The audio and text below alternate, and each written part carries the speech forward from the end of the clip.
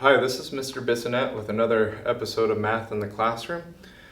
Today we are going to go over our exponential functions. We're going to start off by talking about what the different parts of the starting equation stand, represent, and do, and then we will show you computationally how to solve one of these exponential equations. So today we're going to talk about exponential functions. One of the quick tricks I kind of like, the name itself tells us what equation we are using. Notice here we have the x, and if you look at this part of the word, it says it's in the exponent. This kind of helps us remember that starting equation. So our starting equation might look like f of x equals a times b to the x power plus c. Now when we started off in middle school and even maybe Algebra 1, we probably didn't work with this plus c very much. But as we get into Algebra 2, this will become more important and we'll show how it works and how it changes some of the different parts.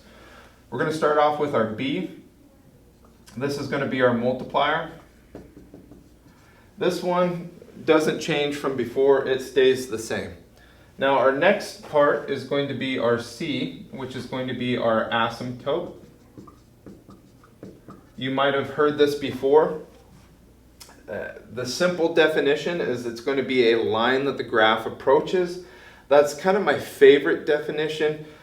Probably, potentially, some teachers maybe in the younger grades talked about the asymptote being a line that the graph approaches and never touches. But as we get into Algebra 2 and pre-calc, we have to change and shorten that definition just a little bit, because we could have the example where if that dashed line is our asymptote, the graph will oscillate.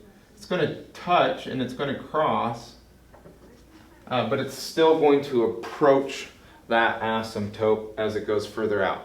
Okay, that one's kind of that weird ball example, but in general, when we're looking at that asymptote, it's going to approach the line. So our asymptote would be the x-axis. It's going to get closer and closer and closer, but it's never going to touch. But again, understand sometimes it does in different circumstances. But to kind of think of it, there's a couple different ways to think about it. So now that changes our a. Our a used to just be our y-intercept or our starting point. But with that plus c, we have to take into account that this a is now going to be where it crosses the y-axis above the asymptote. Okay, so if our plus c was 5 and our a was 8, then it's going to cross that y-axis at 13. Again, if our plus c was 5, if our a was 8, then it would cross that y-axis at 13. Okay, so again, our a is where it crosses the y-axis above the asymptote. Our b is our multiplier. It's going to be how our graph goes up or goes down and how fast it does that. I'm staying away from that word slope because slope is with linear equations, but it's going to be essentially kind of how we increase. And our c is going to be our asymptote. If you'd like to take notes, feel free to pause the video now. The next thing we're going to move into is how to computationally solve an exponential function.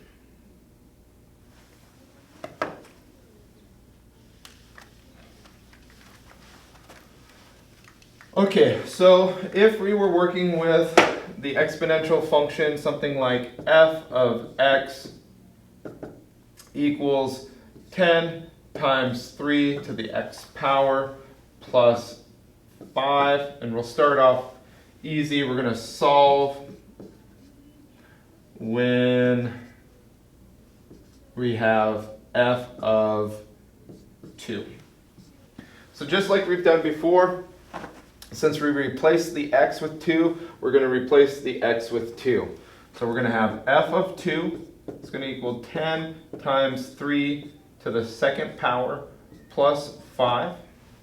And when we're solving this, kind of like all of our equations, we're going to think about that PEMDAS and just march our way through that and follow our order of operations. Parentheses. Now, a lot of people kind of make this mistake. Parentheses means that we're going to solve math inside the parentheses. So we have parentheses, but there's no math to solve inside the parentheses. All right, so then we go to the next one, exponents. Well, exponent, exponential. This 2 is our exponent. So yes, we have exponents. So we're going to do our 3 squared first. Now, one of the things that some students might mess up, might make a mistake, they try to do 10 times 3 first. No, don't do that. Do your exponents first. So 3 squared. So we're going to have 10 times 3 squared. 3 squared, that means 3 times 3. So we're going to get 9 plus 5. Now we have no more exponents, so we move on to our multiplying and dividing. So we have 10 times 9. We're going to do that next. So f of 2 is going to equal 90 plus 5. And our final step is going to be the 90 plus 5. So we're going to get f of 2 equals 95. Now, before we finish, we'll take a quick look at that asymptote part again. So our asymptote here is going to be at 5. So 1, 2, 3, 4, 5. We're going to have that asymptote. Okay, so this graph is going to approach that line. Now we're going to cross the y-axis at our 10 plus 5, so at 15. So 5, 6, 7, 8, 9, 10, 11, 12, 13, 14, 15. So that's where it's going to cross the y-axis. Since it's exponential, it's going to have this curve to it. And it's going to approach that asymptote there at 5. So that's computationally how we solve it, and that's kind of how the different parts of our exponential equation work. Thank you for watching.